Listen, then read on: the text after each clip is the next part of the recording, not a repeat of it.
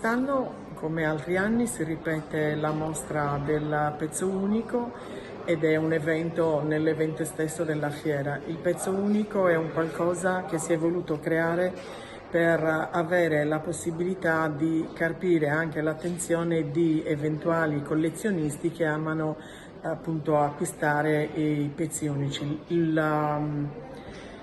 Il titolo è Identità. Il significato di identità è quello che permette di realizzare degli oggetti sicuramente legati alle proprie tradizioni, al proprio passato, ma chiaramente con una visione diversa e anche forse più aperta e futuristica delle cose.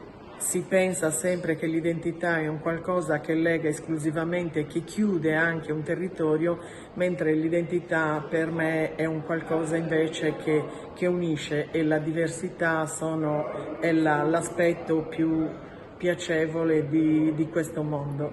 Speriamo che quest'anno si realizzi il catalogo, anche perché se i pezzi, come speriamo, verranno venduti, non rimarranno chiuse nelle case degli acquirenti, ma ci sarà la possibilità appunto per tutti di visionare questo catalogo e di prendere atto anche delle meraviglie che gli artigiani realizzano.